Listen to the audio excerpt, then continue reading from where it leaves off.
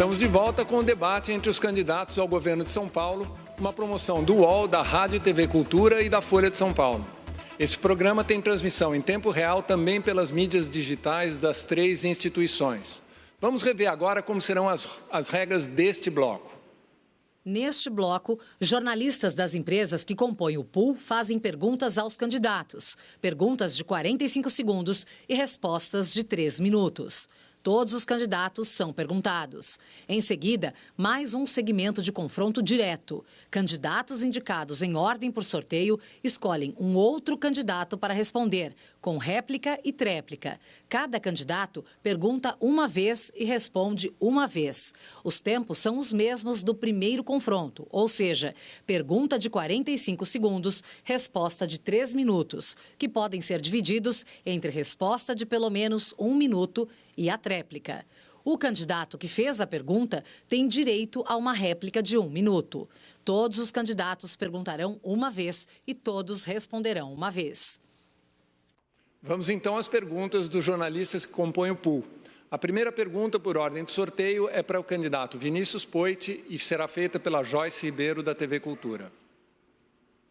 Candidato, boa noite. O avanço da luta racial prevê maior representatividade de mulheres e negros nos espaços políticos de poder. A política de cotas nas universidades, que completou 10 anos esse ano, mudou o perfil dos estudantes da escola pública. Tendo uma vice na chapa, que é mulher e negra e foi comandante da Guarda Civil Metropolitana, como o senhor citou, o que podemos esperar sobre o comprometimento do seu governo nas pautas raciais, para além de uma atitude que visa as eleições ou um aceno protocolar às cobranças da população negra? Na prática, qual é a sua estratégia de governo em relação aos conflitos raciais? 3 minutos, candidato. Agradeço a pergunta. Como você bem adiantou, a gente começa dando exemplo na nossa chapa, dando exemplo do que é diferente para o Estado de São Paulo, do que é complementar um homem e uma mulher, com capacidades complementares. Eu entendo de emprego e renda, a Doris entende de segurança cidadã, de ocupação de território, sabe, de retomar a confiança das pessoas na segurança pública. Um branco e uma negra, mostrando que também é hora de união, não é hora de nós e eles, não é hora de separação. Então, mais do que a gente prometer, eu mostro com atitude e com o exemplo, já na nossa chapa. A chapa, que é a maior chapa do partido na história, é a chapa com o maior número de mulheres. Tenho muito orgulho de ter presente aqui, na minha equipe já de campanha, né? O maior número de mulheres está dentro do meu time. Então, aqui é um lugar que, por competência, por complementariedade e também com muito orgulho por representar as mulheres, a gente segue dando exemplo. Em relação às cotas raciais, eu acredito que o Brasil, ele precisa de um momento de transição. Ele precisa disso num primeiro momento para a gente chegar lá. Só que não é essa a solução final para todos os problemas. A gente precisa investir na base. A gente precisa que todos tenham oportunidades iguais. A gente precisa que todos tenham saneamento básico, que todos tenham saúde, que todos tenham segurança, que todos tenham educação de qualidade igual. É dali que a gente parte. O papel de um governante não é só ajustar qualquer diferença racial, de renda, ou seja lá a diferença que for, via cota sempre, e não investir na causa. A gente tem que trabalhar lá atrás. E é esse o nosso trabalho no governo do Estado de São Paulo. O papel do governante não é que todos sejam iguais, mas que todos tenham oportunidades iguais, para que um dia, no Estado de São Paulo, no meu país, sabe, a gente não precise mais de cotas, porque todos vão poder chegar lá. Esse é meu sonho para o Brasil, esse é meu sonho para o Estado de São Paulo, e fico muito feliz, Doris, de você aceitar esse desafio. E quando eu te convidei, quando eu falei, Doris, você entende sobre segurança, teve experiência na segurança da cidade, vamos junto, vamos. Você falou, Poit, eu acho que nós vamos mostrar muito mais do que uma campanha para o governo. Nós vamos mostrar para o Brasil um exemplo de complementariedade, de união de forças, de união de capacidade técnica e de que é hora de focar no que nos une nesse país. Chega de nós e eles, chega de separação, seja por ideologia política, seja por gênero, seja por cota racial, seja a separação que as pessoas colocam na nossa mente. A gente precisa estar unido para ter o Estado de São Paulo melhor e um Brasil melhor. A segunda pergunta é de Mariana Zilberkan, da Folha de São Paulo. Ela faz a pergunta para Elvis César. Boa noite, candidato. Eu queria fazer a pergunta sobre os pedágios. O senhor tem dito na sua propaganda eleitoral que pretende reduzir a tarifa dos pedágios, até citou agora um percentual de reduzir 50% para os caminhoneiros. As tarifas já estão congeladas desde o meio do ano. Em algum momento, esse custeio vai ter que ser subsidiado por dinheiro público do governo do Estado de São Paulo. Queria saber do senhor qual parte do orçamento o senhor pretende comprometer para conseguir cumprir essa sua promessa de campanha. Olha, só foram congeladas as tarifas de tanto eu falar a respeito do tema. Eu não tenho nenhuma vinculação com nenhuma empresa de pedágio. Eu tenho vinculação com o povo paulista. E o pedágio são verdadeiras travas de desenvolvimento econômico de São Paulo. Acompanhe bem. De Catanduva a São José do Rio Preto, região do atual governador, temos 60 quilômetros e uma única praça custa R$ 17,60. R$ 35,20 para a pessoa se locomover. Mas não é esse só o problema. 60 quilômetros não é possível a instalação de 2 praças. O que a concessionária fez? Instalou uma com o preço de 2. Isso impede o crescimento econômico, isso impede a geração de empregos, mas tem outros problemas, afeta a família também. Em Catanduva, uma mulher da periferia que é agredida por um homem covarde e tem que ir até São José na Delegacia de Defesa da Mulher. Ela vai de transporte ou ela vai de carro? Como ela vai? E se ela não for? E se ela for e a delegacia lá não é 24 horas? O pedágio são travas que impedem o crescimento. Há 30 anos atrás, era muito importante ter os pedágios, porque nossas rodovias estavam precarizadas. Agora não. Agora o investimento precisa vir e redução do valor do preço. O governo assinou no último dia do governo Dória Garcia o aditamento da Anhanguera e da Bandeirantes por mais 15 anos, sem possibilidade de reduzir o pedágio. Cajamar é o maior centro logístico de São Paulo e o pedágio de 10 quilômetros apenas custa R$ 10,60, R$ 21,20 para um cidadão circular 10 quilômetros. Você acha que isso está certo? Isso me deixa indignado, trava o desenvolvimento econômico e impede. Qual é a fonte de receita para isso? Superávit do Estado, uma auditoria que eu vou fazer no primeiro dia, porque eu quero saber se esses valores estão corretos, e a renegociação da dívida de São Paulo com o governo federal. Nós temos condições, sim, de abaixar o pedágio, estimular a economia, gerar empregos, acabar com a desindustrialização. Como que uma empresa vai para o Oeste Paulista com a quantidade de pedágios? Como que uma empresa vai para São José, para Ribeirão, para Piracicaba? O maior aeroporto nosso de Campinas de carga é cercado. De Campinas a Olambra paga-se R$ 17,00 num pedágio. É um absurdo, eu fico indignado. E como governador, eu vou resolver esse problema. Pode confiar. A terceira jornalista a perguntar é Vitória Azevedo, da Folha de São Paulo. Pergunta para o candidato Rodrigo Garcia. Boa noite, candidato. O senhor hoje é governador do Estado de São Paulo, porque o senhor foi vice na chapa de João Dória, que deixou o cargo para tentar concorrer à presidência e depois desistiu. Em 2018, o João Dória foi eleito com um impulso bolsonarista ao acenar ao então candidato à presidência, Jair Bolsonaro, naquela dobradinha que ficou famosa como Bolsodória. Hoje, no entanto, o senhor se distancia tanto de Bolsonaro quanto de Dória, mas o eleitor não esqueceu dessa dobradinha. O senhor tem receios que isso possa prejudicar a sua campanha? Olha, antes de responder a pergunta da jornalista, eu quero observar o que aconteceu aqui no primeiro bloco. Eu sou governador, é natural que o governo seja vidraça dos adversários, mas eles só falam mal de São Paulo.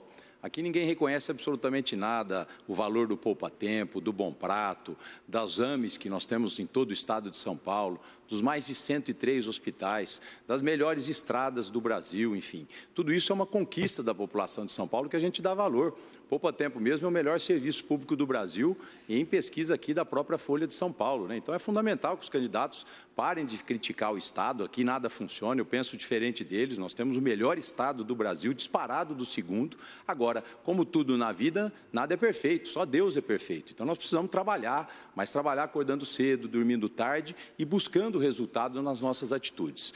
Eu não falo de Bolsonaro, não falo de João Dória, não falo de candidatos, porque eu não tenho padrinho político. Eu estou há 27 anos trabalhando por São Paulo. Eu estou aqui desde os meus 24 anos de idade, disputando eleições, ganhando eleições, ajudando a construir esse Estado que a gente tem. Eu vi nascer muita coisa bonita aqui em São Paulo, que hoje é orgulho do nosso Estado, como, por exemplo, a Rede Hebe Camargo de combate ao câncer, o Luci Montoro, que foram grandes ações que o ex-governador José Serra, com quem eu tive a oportunidade também de conviver e hoje é nosso candidato a deputado federal, realizou por São Paulo. Comecei muito jovem com o Mário Covas, trabalhei com o Geraldo Alckmin, fui vice do João, ou seja, eu tenho uma história de vida dedicada a São Paulo. Trabalhei com 5 governadores diferentes, sempre procurei tirar o que há de melhor de cada um deles. Fui secretário várias vezes em vários lugares. Vocês estavam falando aqui de política de cota racial. Eu implantei aqui em São Paulo quando era secretário de Desenvolvimento Econômico, Ciência e Tecnologia e Ensino Superior, através de reuniões importantes que nós fizemos com as universidades de São Paulo no ano de 2013. Hoje é uma realidade. Nós temos alunos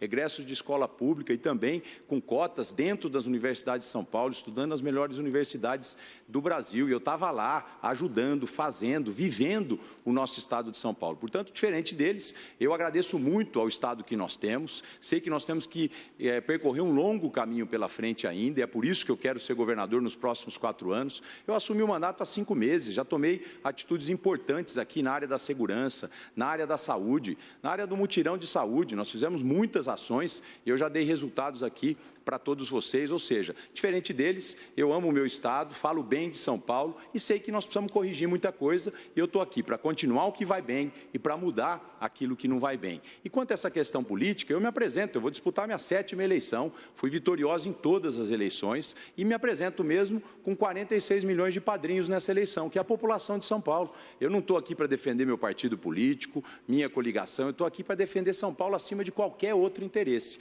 Antes de tudo, vem São Paulo nas minhas decisões. Agora é a vez de Marcelo Taz, da TV Cultura, que faz sua pergunta para Fernando Haddad. Boa noite, candidato Haddad. O Brasil vive uma onda de ódio tão grande que eu estou curioso para saber de um caso de amor instantâneo que surgiu entre o PT e o ex-governador Geraldo Alckmin. Eu queria que você me dissesse, quando você se aproximou mais agora, mais pertinho do Alckmin, o que você aprendeu sobre ele que você não sabia antes? Na verdade, eu quero saber que qualidades você vê agora num adversário que vocês criticavam com tanta ênfase, que você não enxergava no picolé de chuchu. Bom, primeiro, eu gostaria de fazer alguns reparos em alguns dados que foram dados aqui, né, que eu acho importante para o... Depois vem a checagem de dado que sai no jornal, mas nem todo mundo que está nos assistindo vai conferir os dados que estão sendo dados aqui, sobretudo pelo candidato Rodrigo Garcia. O investimento no Estado de São Paulo, de 8 anos para cá, caiu 50%. 50%. Ou seja, não estamos falando de 10%. Isso no momento em que a arrecadação aumentou mais de 15% acima da inflação. E várias despesas foram cortadas, sobretudo aquela que atendia o mais pobre. Foi cortado o leite, foi cortado o passe do idoso, foi cortado o passe livre do estudante, foram aumentados os impostos sobre cesta básica, foi aumentado o imposto sobre medicamento, foi aumentado o IPVA em mais de 30%. Então, não há explicação para o que está acontecendo em São Paulo. Queda de 50% dos investimentos. Todas essas obras citadas aqui estão todas atrasadas de 4 a 10 anos a entrega. E o caixa cheio de dinheiro. Só não chega na mão do povo. Só não chega na mão do povo. Eu queria dizer também que todo mundo tem padrinho, não é bem assim. O Rodrigo se esquece de que o Kassab foi padrinho dele. Fez dobrada com ele. E ele serviu ao governo Kassab aqui na prefeitura. Foi também do governo Pita. Foi secretário do Pita. rompeu com o Covas, brigou com o Covas, foi demitido, fez campanha para o Pita e foi secretário do Pita. E foi secretário do Dória. Não é justo ele falar, eu sou vice, assumi há 5 meses. Ele foi secretário do Dória. A maior parte dessas maldades aconteceu na secretaria dele. Dito isso, eu não preciso provar amizade com o Geraldo Alckmin, de quem eu sou amigo há quase 10 anos. Do secretário de Educação, o Gabriel Chalita, eu sou amigo há quase 20 anos. Eu construí o Fundeb, enquanto secretário executivo do Ministério da Educação, a 4 mãos, com o secretário de Educação de São Paulo, que era o Chalita, durante o governo Alckmin. Eu fiz convênios quando o Alckmin perdeu a eleição de 2006 e foi ser secretário do Serra, e eu assinei convênios com o Estado de São Paulo, repassei verba do Ministério da Educação para São Paulo. Eu construí a maior rede de escolas técnicas federais na história da República. Em São Paulo, eu entreguei 33 escolas técnicas. O governador, em 4 anos, entregou 2. Eu, como ministro da Educação, entreguei 33. Fiz o maior parque de universidades e muita coisa com o apoio do Alckmin. Muitas coisas nós fizemos juntos, eu como prefeito e ele como governador. Tenho a honra de ter levado a proposta dele ser vice do Lula. Terminando esse bloco, o jornalista Leonardo Sakamoto, do UOL, faz sua pergunta para o candidato Tarcísio de Freitas. Boa noite, candidato. Candidato, o senhor é chamado de Tarcisão do asfalto por aliados que defendem que o senhor é eficiente em obras de estradas. Mas, na reta final de sua administração no Ministério da Infraestrutura, os gastos sem licitação no DENIT dispararam 400%, segundo reportagem da Folha de São Paulo. Há contratos com indícios de irregularidade, segundo o TCU, obras emergenciais que não correspondem a casos excepcionais e situações que não precisariam ter sido emergenciais, com um planejamento que levasse em conta as previsíveis chuvas. Em outras palavras, foram mais de R$1 bilhão sem licitação só em 2021. Como é que alguém apresentado como gestor permite isso? Bom, boa noite, Sakamoto. Vamos lá. Há quanto tempo a Ferrovia Norte-Sul estava parada? Há muitos anos. Foi sempre um posto de corrupção. Em menos de 100 dias, nós fizemos o leilão de concessão e a Ferrovia Norte-Sul hoje é uma realidade. Mais de R$2 bilhões foram investidos ali para que a gente pudesse hoje ter o terminal de São Simão operando, o terminal de Rio Verde operando. E a BR-163, há quantos anos a gente se acostumou a ver aquelas filas de caminhão parados, aquelas filas de caminhão a cada escoamento de safra, a cada inverno, 70 quilômetros, 10 dias de caminhão parado. Isso não existe mais. A gente não vê mais aqueles atoleiros na BR-163. Na nossa gestão no Ministério da Infraestrutura, nós fizemos a maior quantidade de leilões de terminais portuários da história, 37. Assinamos a maior quantidade de contratos de adesão da história, foram 108. Ou seja, a gente conseguiu trazer o maior volume de investimentos no setor portuário da história. Quebramos recorde de movimentação em 2020, quebramos recorde de movimentação em 2021, com 1 bilhão 210 milhões de toneladas movimentadas. Fizemos a maior quantidade de leilões de aeroportos, 49, inclusive o último aqui de Congonhas. Retomamos o transporte ferroviário com muita criatividade. A gente, além da Norte-Sul, fez o leilão da Ferrovia de Integração Oeste-Leste, fizemos a obra da Ferrovia de Integração Centro-Oeste, que nasce com investimento cruzado, com dinheiro da renovação da Estrada de Ferro Vitória-Minas. Fizemos obras no Paraná usando o balanço de Itaipu, pavimentação da Boiadeira, duplicação da 469, a segunda ponte internacional de Foz. Essas obras emergenciais ocorreram em função do volume de chuvas que nós tivemos no ano passado. Todo mundo se lembra e viu nos jornais como as chuvas castigaram a Bahia, castigaram o Nordeste, castigaram o Norte. Algumas regiões nós tínhamos obras, rodovias não pavimentadas e não foram pavimentadas por uma série de razões. Por exemplo, a 158 Mato Grosso, que está dentro de uma reserva indígena e hoje a gente está trabalhando para fazer um contorno. E ali a gente precisava manter o escoamento da safra. O serviço emergencial foi feito e a gente não teve atoleiro na BR-158. A gente conseguiu resolver o problema. Na verdade, as questões que são levantadas pelo TCU, num relatório de auditoria que ainda não foi julgado pelo plenário, diz respeito a um contrato de construção, não é nem de manutenção e nem nenhum daqueles contratos emergenciais. Na verdade, o que nós fizemos no Ministério da Infraestrutura, ninguém fez.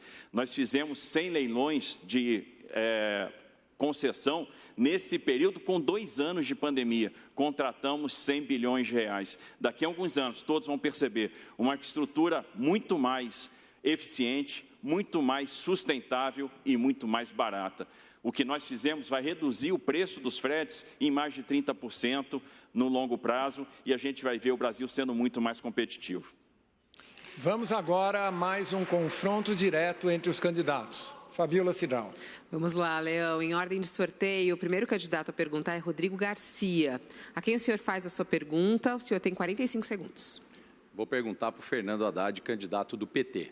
Haddad, aqui em São Paulo nós temos uma rede de hospital de mais de 103 hospitais estaduais, 62 AMES, várias ações na rede Luci Montoro, na rede Hebe Camargo, um apoio importante para Santas Casas, com mais Santas Casas, nós aumentamos 50% o repasse para Santas Casas agora nesse ano de 22, senão elas já teriam fechado as portas. Apoiamos várias iniciativas das prefeituras, hospitais que estão sendo construídos em todas as cidades, Ribeirão Pires, Peruíbe, Bertioga, várias ações municipais apoiadas com recurso do Estado. Porque a saúde a gente sabe como é importante para a nossa população. Eu falo que São Paulo é o hospital do Brasil, para o rico e para o pobre, que vem sempre se tratar aqui. Eu queria saber as suas propostas concretas para administrar essa rede de São Paulo. Olha, Rodrigo, eu tenho visitado muitas cidades do interior e tenho visitado, inclusive, com o ex-governador Geraldo Alckmin, que tem uma relação histórica com as Santas Casas. E o que eu ouço em relação às Santas Casas é muito preocupante. Vocês fundiram 2 programas e burocratizaram de uma maneira que o dinheiro não chega nas Santas Casas. Nós temos intervenção em Santas Casas no interior inteiro. Tem Santa Casa que só não fechou as portas porque a comunidade está socorrendo. Isso é dito pelas próprias Santas Casas, que nós estamos visitando. Obviamente que eles estão pedindo a correção da tabela do SUS, que há anos não é feita. O governo federal simplesmente está cortando mais de 40% do orçamento da saúde para o ano que vem. O que está acontecendo no governo federal, eu sei muito bem que não ajuda São Paulo, como não ajuda nenhum estado da federação. Mas nós não estamos fazendo a lição de casa aqui em São Paulo. Nós não nos preparamos para o pós-pandemia. É por isso que nós temos a maior fila da história do SUS aqui em São Paulo, porque não foram tomadas as medidas necessárias para resolver o problema. E o que eu quero fazer é justamente levar um padrão de qualidade para o interior e para a capital, completar o SUS. Além das UBSs e dos hospitais regionais, nós precisamos uma rede intermediária de atendimento que dê suporte ao sistema e possa fazer a fila andar. Conforme eu disse, eu dobrei cirurgias de catarata, eu diminui em 100 dias cirurgia pediátrica com a rede Hora Certa. Aliás, não sei por que vocês removeram as placas da rede Hora Certa dos 35 hospitais que eu entreguei em São Paulo. Eu fui gravar uma propaganda eleitoral para fazer publicidade daquilo que nós precisamos fazer para o interior e as placas tinham sido removidas pela atual gestão da Prefeitura, que conta com o seu apoio. Haddad, essa rede intermediária entre o Hospital de Alta Complexidade e as UBS já existe em São Paulo, são as AMES. Nós temos 62 AMES no estado de São Paulo. Todas vão se tornar hospital dia, nós temos 47 hoje que fazem cirurgias, eu vou levar para todas as AMES fazerem cirurgias, estou fazendo AME oncológico. Quanto às filas, quando eu assumi, nós tínhamos 540 mil pessoas esperando cirurgias eletivas por conta da pandemia, 2 anos sem poder atender, impossível você atender todo mundo de uma vez. Hoje eu dei um balanço, nós conseguimos reduzir para pouco mais de 300 mil pessoas e até o final do ano nós vamos zerar essa fila. Mas o que eu lembro da sua administração como prefeito aqui de São Paulo é o que o meu candidato ao Senado, o Edson Aparecido, que foi secretário de Saúde aqui de São Paulo, tem falado nas suas propagandas e nos debates. Deu muito trabalho para ele, para o Bruno Covas, para o João, conseguir concluir as obras que você não concluiu. Você prometeu 25 UPAs, entregou apenas 3, prometeu hospital, acabou não entregando, deixou um esqueleto de obras na saúde, e a maior fila da saúde aí sim de São Paulo. Tiveram até que fazer o corujão da saúde para fazer exame em mais de 700 mil pessoas aqui na cidade. Rodrigo, eu quero te dizer o seguinte, o João Dória foi uma vergonha como prefeito, uma vergonha. Ele abandonou a cidade em 1 ano, fugiu da cidade de São Paulo 1 ano depois de eleito, não estava mais aqui. E fez a mesma coisa no estado de São Paulo. O que ele fez na cidade de São Paulo, ele cortou o leite das crianças. Vocês cortaram o passe do idoso. Vocês não têm nenhuma simpatia pelo povo que mais precisa. Vocês aumentaram o ICMS do leite. Vocês aumentaram o IPVA de quem é motorista de aplicativo no momento em que a pessoa não tinha passageiro, Rodrigo. Vocês não têm empatia com a população. Esse corujão da saúde foi uma farsa que nem existe mais. Ninguém mais nem fala. Mas os meus hospitais já estão aí, firmes e fortes, atendendo a população, e eu vou levar 70 para o interior para fazer o trabalho que você não fez. Em ordem de sorteio, o segundo candidato a perguntar é Tarcísio de Freitas. Bom, minha pergunta vai para Rodrigo Garcia. E eu vou começar convidando o espectador a também fazer uma busca no Google. E eu queria que todo mundo digitasse painéis de obras paralisados de São Paulo, para conhecer um site que é muito legal, que é o site do Tribunal de Contas do Estado de São Paulo. Lá a gente vai ver 845 obras paradas ou andando a passos de tartaruga. 21 bilhões já foram gastos nessas obras. Tem de tudo lá. Creche, tem obras de infraestrutura, ponte, hospital. Tem obras icônicas como a famosa linha 17, a eterna obra do ano que vem e o Rodoanel de São Paulo. Se falou muito em tarifa de pedágio aqui, e aí há de se perguntar como que essas prorrogações foram feitas, a que taxas de retorno. E aí, quanto tempo mais para ver essas obras concluídas? Olha, se a gente fizesse um site das obras concluídas em São Paulo em andamento, ia ter muito mais informação do que 197 obras que estão paralisadas hoje no Estado. Um Estado desse tamanho, Tarcísio, você sabe que sempre enfrenta dificuldades com obras públicas. É empreiteira que abandona a obra, é serviço mal feito, e toda vez que a gente tem que fazer uma relicitação, muitas vezes a empreiteira vai para a Justiça, você passa isso, ou passou no Ministério da Infraestrutura, e leva 1, 2, 3 anos para a gente conseguir relicitar. O importante é que São Paulo hoje é um canteiro de obras. E é importante esclarecer a você, porque o Tarcísio fica falando esse monte de número, parece que as obras aqui de São Paulo até têm alguma ajuda dele ou do governo federal. Não tem, pessoal. São obras com recursos do orçamento de São Paulo. Nós estamos fazendo 11.500 quilômetros de estradas. Essas estradas vicinais que você vê aí perto da sua casa, no interior, pavimentação de estradas de terra, recuperação de estradas de terra, duplicações, nós estamos concluindo já a duplicação de Marília até Assis, já entregamos Júlio Mesquita a Marília, ou seja, São Paulo é um canteiro de obras com orçamento do Estado. Quando a gente assumiu lá atrás, nós tínhamos quase 800 obras paradas, né? Conseguimos reduzir em 40% o número de obras paradas e nós concluímos muitas obras. Eu lembro a Tamoios, que estava parada, já está funcionando, entregue à população, ou seja, eu tenho muito orgulho de ter retomado muitas obras paradas aqui em São Paulo e não desistir de nenhuma delas, né? Correr atrás, renovar contrato. Eu falo muito que para retomar uma obra parada hoje, infelizmente, você não precisa mais só de engenheiro, você precisa de muito advogado. O problema são dos contratos. Mas São Paulo é um canteiro de obras hoje pela eficiência, pelo trabalho que nós temos realizado aqui em São Paulo. Bom, eu sempre fico com dúvida, porque uma hora nós fizemos aí a entrega do governo Dória, outra hora eu sou o novo governador, eu assumi agora, então não sabia o que estava acontecendo, estava hibernando. Então eu tenho sempre essa dúvida existencial aí do que, afinal de contas, você estava fazendo ou não estava fazendo. O fato é que São Paulo precisa andar mais rápido. São Paulo precisa ver a linha 2 metrô chegando lá realmente em Guarulhos. São Paulo precisa ver a linha 15 chegando em Cidade Tiradentes, precisa ver a linha 4 chegando em Itabuão, chegando em Cotia, precisa ver a linha 6 chegando lá em Brasilândia, precisa ver o metrô saindo do papel e chegando no ABC Paulista, chegando em São Bernardo, precisa ver a duplicação de Tapetininga, Ourinhos, precisa ver a linha 17 concluída e a ligação depois da Jabaquara para atender também Paraisópolis, porque o sistema de metrô precisa atuar em rede, precisa ver a ligação seca Santos-Guarujá, ou seja, precisa haver um novo hospital de Tapetininga, tem muita coisa para fazer e a gente precisa dar velocidade, a gente sabe fazer e fazer com o que tem. Tarcísio, eu vou te convidar, depois que eu ganhar a eleição, se Deus me permitir, para acompanhar comigo. Nós vamos entregar muita obra aqui em São Paulo, você está sempre convidado, porque você vai, naturalmente, quando terminar a eleição, não ganhando a eleição, voltar para Brasília, de onde você nunca saiu, mas você vai ser convidado para comigo aqui acompanhar a entrega dessas obras, que são muitas obras que nós estamos fazendo aqui no estado de São Paulo. São Paulo é o que é, pessoal, porque sempre investiu em infraestrutura. As melhores rodovias do Brasil estão aqui.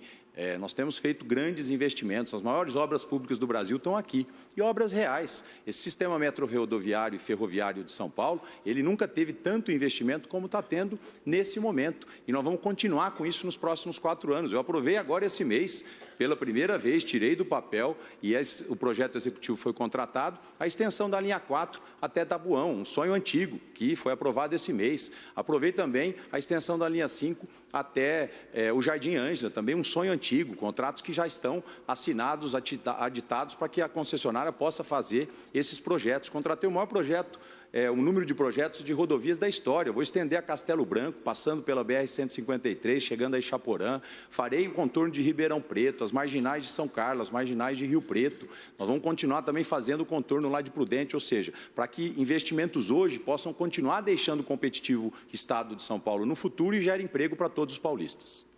O terceiro candidato a perguntar é Vinícius Poit. A quem o senhor pergunta? Candidato Tarcísio de Freitas. 45 segundos para a sua pergunta.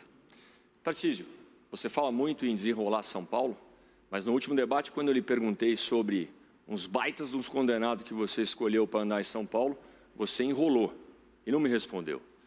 Tarcísio, você fala muito de obras grandes pelo Brasil, mas a Norte e Sul você parou logo que chegou em São Paulo.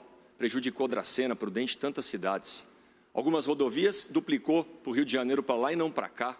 A Sabesp fica num vai e vem danado, fala difícil, mas não fala objetivamente se vai privatizar ou não. Essa falta de firmeza, Tarcísio, não passa segurança. Parece até que é um produto de marketing. Você mesmo não queria ser governador de São Paulo, veio a favor do Bolsonaro. Você vai continuar obedecendo e vai fazer tudo que o Bolsonaro mandar? Bom, Vinícius, olha só, quando eu fui ministro da Infraestrutura, a gente teve vida própria. O presidente Bolsonaro nos deu liberdade para montar a equipe. Aliás, realmente, pela primeira vez, rompeu com partidos políticos e permitiu que técnicos chegassem aos postos de comando. Se fosse qualquer outro presidente eleito em 2018, isso não seria possível. Só foi possível porque tinha um cara corajoso que resolveu apostar na técnica. Nós montamos um secretariado absolutamente técnico que deu respostas muito interessantes, muito importantes. Nunca se fez tanto leilão de concessão de infraestrutura como se fez agora. A gente percebeu a dificuldade do orçamento fiscal e fizemos vários leilões de concessão, leilões que foram extremamente bem-sucedidos. Nós conseguimos, com o trabalho técnico, concluir obras que estavam inacabadas, aprovar reformas regulatórias importantes. Há quanto tempo a gente esperava uma reforma da cabotagem? Há quanto tempo a gente esperava uma mudança no marco das ferrovias, que vai permitir, por exemplo, ferrovias privadas no Brasil. Recebemos 80 pedidos de autorização para ferrovias privadas, um deles aqui em São Paulo, que vai ligar Lençóis Paulista a Pederneiras, né? Um projeto para a logística da celulose. Avançamos com o projeto de privatização de Santos, fizemos a primeira privatização portuária da nossa história. Sabesp é um grande desafio. Agora, eu vejo grande potencial, porque quando a gente compara custo regulatório com o custo operacional, a gente vai ver que o custo operacional é maior do que o custo regulatório. Temos que vencer o desafio da sensorização, o desafio do reuso de água, que é importante, reduzir o prazo para atingir as metas de universalização do saneamento. Tem um upside importante, que são aqueles contratos de concessão que, se forem prorrogados numa privatização, podem, no final das contas, baixar a tarifa, mas tem que ser estudado com responsabilidade, como tudo o que nós fizemos. Disseram que não ia ser possível fazer privatização dos portos, e nós fizemos a privatização dos portos. E nós conduzimos a política pública do Ministério da Infraestrutura. Ninguém vai mandar no governo do Estado de São Paulo. São Paulo não vai ser conduzido, vai conduzir, como é o seu lema, como sempre foi.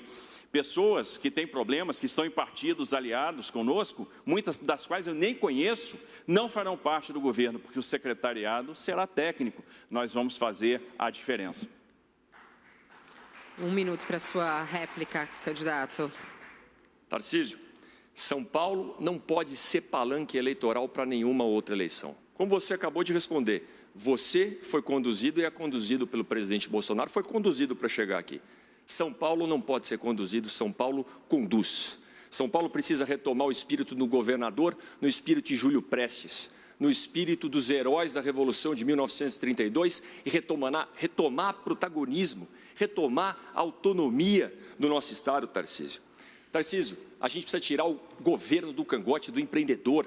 dar ensino profissionalizante para dar mão de obra qualificada para os jovens para alcançar o emprego, abaixar imposto e não abaixar a cabeça para presidente nenhum, seja lá quem ele for, Tarcísio. São Paulo precisa ajudar também os microempresários, os pequenos fretadores, os fretadores de aplicativo, não só os grandes empresários de ônibus. E São Paulo não vive só de obra. A gente precisa olhar para quem mais precisa, para os mais vulneráveis. Esses sim precisam de mais emprego e de uma luz no fim do túnel. Você fala tanto, Vinícius, em trabalhar com iniciativa privada, mas votou contra a privatização da Eletrobras, que foi o segundo maior negócio do mundo em 2022. Foi um negócio que vai restabelecer a governança e a capacidade de investimento, vai nos deixar mais próximo, por exemplo, da segurança energética, que é tão importante, e que, no final das contas, foi importante para baixar a tarifa pelo dinheiro que entrou na conta de desenvolvimento energético. É bom ter o alinhamento com o governo federal, mas, no final das contas, quem vai conduzir o Estado de São Paulo será o novo governador, e o novo governador serei eu. A quarta pergunta será feita pelo candidato Elvis César, que precisa perguntar para Vinícius Poit. Candidato, qual sua estratégia e o plano habitacional do seu governo? Elvis, eu começo te dizendo o que eu fiz como deputado federal, vai dizer muito o que eu vou fazer como governador do Estado de São Paulo.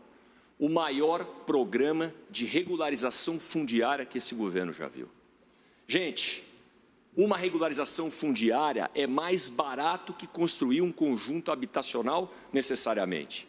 Em áreas onde não tem preservação ambiental, em áreas onde não tem situação de risco para os moradores, a gente dá o papel passado para casa, dá dignidade, a pessoa passa a ter CEP.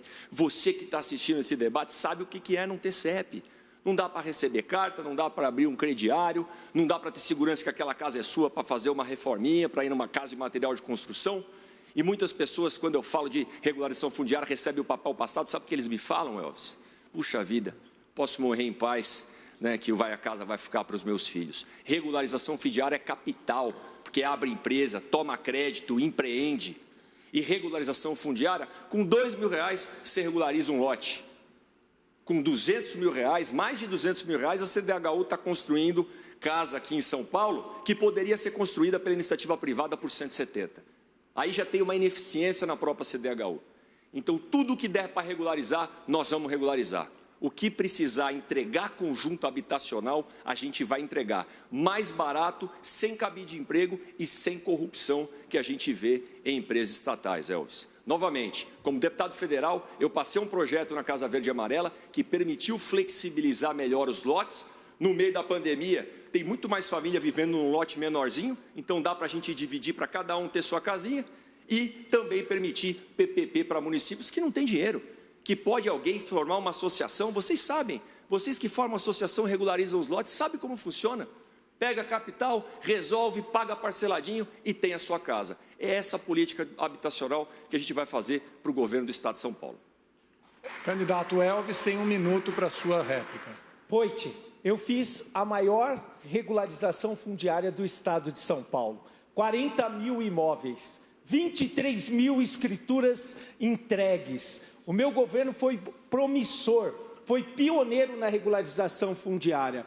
Isso aumenta a receita local, dá dignidade para as famílias, faz o imóvel valorizar. Tem pessoas que vieram do Nordeste, ficaram 10 anos vendendo as férias para construir um imóvel. E eu tive o prazer de entregar 23.000 escrituras para essas pessoas. Mas o plano habitacional precisa avançar. Nós precisamos construir 200.000 imóveis por ano em São Paulo. E isso precisa acontecer. E eu sei disso porque eu nasci num apartamento da Coab em Carapicuíba. E faz toda a diferença o imóvel na vida de uma família que começa do nada e precisa ter esperança. Elvis. Candidato Vinícius, 1 minuto e 1 segundo para a sua tréplica. Reforçando e trazendo outros efeitos de uma política habitacional bem feita, de uma ocupação do território bem feita, que é um tema que eu converso muito com a Doris, com transparência, com praças de cidadania. Isso significa também dignidade e significa também mais segurança pública. Política habitacional bem feita vai levar à prosperidade onde as pessoas moram, para não ter que ficar essa problemática de mobilidade urbana na cidade de São Paulo, mora na Zona Leste, 3 milhões de pessoas vêm para o centro, volta, é quase um Uruguai que vai e volta do trabalho para casa, com as cidades dormitórios. Nós vamos levar prosperidade lá. Política habitacional bem feita é um governo que assume a responsabilidade, não transfere tudo para o município. Vamos conversar com os municípios, vamos fazer um planejamento junto, vamos ajudar o município a rever o plano diretor e dar uma opinião, sabe, para revitalizar, recuperar o centro de São Paulo, que tem muito morador e tem muita prosperidade, não é só problema. E com uma política habitacional bem feita, nós vamos dar abrigo para aquelas pessoas que não têm o que comer, não têm onde morar, e isso vai significar a vontade de sonhar novamente. E a última pergunta desse confronto direto é do candidato Fernando Haddad. O senhor tem que perguntar para Elvis César. 45 segundos para a sua pergunta. Elvis, você já avançou na discussão sobre mobilidade no nosso Estado, mas tem muita coisa que precisa ser dita ainda sobre mobilidade, que é um tema dos mais dramáticos no Estado de São Paulo. Você falou dos pedágios, da renovação dos contratos, sem nenhuma vantagem para o usuário, que é o que se faz no mundo inteiro. Quando se renova um contrato, você baixa o preço do pedágio. Aqui em São Paulo isso não acontece.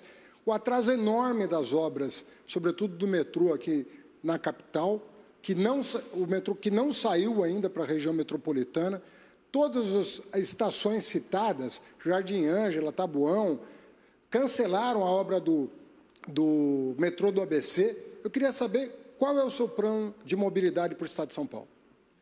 Infraestrutura é o que transforma, gera empregos, valoriza, potencializa o desenvolvimento econômico. A minha estratégia é começar fazendo não somente a extensão das linhas as linhas do metrô, mas nós precisamos fazer as linhas radiais, que nunca foram feitas, porque o metrô induz o desenvolvimento econômico, o metrô gera passageiros, e com as concessões bem feitas e com eficiência, a gente consegue tirar do papel, deixando para o Estado apenas as desapropriações, e isso a gente consegue fazer com eficiência e boa capacidade, boa gestão, e é assim que eu quero tirar do papel e fazer metrô com a velocidade de metrô, não de tartaruga. São Paulo está muito atrasado, São Paulo não tem eficiência nas suas obras, e isso quem está pagando é o povo, com desemprego e a falta de desenvolvimento econômico.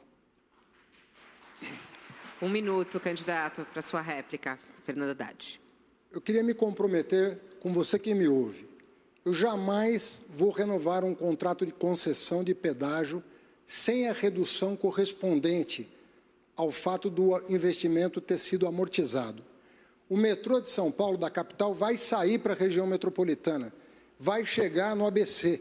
Eu não vou cancelar contrato assinado de metrô indo para o ABC para fazer uma obra que não vai atender a quantidade de passageiros que se deslocam de lá para cá em busca de uma oportunidade de trabalho. Eu vou tirar do papel uma proposta que há 10 anos é aventada, o trem intercidades. O trem vai chegar em Campinas e os estudos para São José, Sorocaba e Santos estarão prontos até o final do governo. E vou fazer, na esteira do que o PT vem fazendo na capital, o bilhete único metropolitano. Fizemos o bilhete único, o mensal, o semanal, e agora chegou a hora das metrópoles do Estado terem a sua vez. O metrô é cada quilômetro R$1 bilhão. E nós temos a possibilidade, muitos da iniciativa privada querem fazer a obra, mas o governo não consegue tirar do papel. As linhas radiais são importantíssimas. O ABC sofre com a desindustrialização. O valor do pedágio da Imigrantes, R$ 31, ele abafa o crescimento econômico. A juventude do ABC já não tem mais onde trabalhar. É fundamental a estratégia de um diagnóstico local para cada situação. Precisa ter boa gestão, candidato. E eu fui prefeito e você foi prefeito. Nós somos prefeitos juntos. E eu quero fazer uma comparação. Eu entreguei 250 obras no meu governo. Você deixou centenas de obras paralisadas. Eu fiz o melhor sistema de saúde de atenção básica do Estado de São Paulo. Conceito A, você teve extrema dificuldade na atenção básica. eu proporcionei o maior crescimento de desenvolvimento econômico de uma região, a região oeste de São Paulo, e tornei a minha cidade a segunda maior empregadora do estado de São Paulo, pelo CAGED. São Paulo patinou na geração de empregos. Eu consegui zerar a fila de creches. No seu governo, você patinou para acabar com a fila das creches, que, segundo a imprensa, só aumentou. Eu fui presidente do Conselho Metropolitano, como você, candidato, só que eu consegui entregar o plano de desenvolvimento urbano integrado para o governo, levar a Assembleia Legislativa e tirar da frente e proporcionar desenvolvimento econômico para São Paulo, empregos, geração de qualidade de vida. Nós vamos agora a um rápido intervalo. O debate dos candidatos ao governo de São Paulo, em parceria entre o UOL, a TV Cultura e a Folha, volta já já. Não vá embora.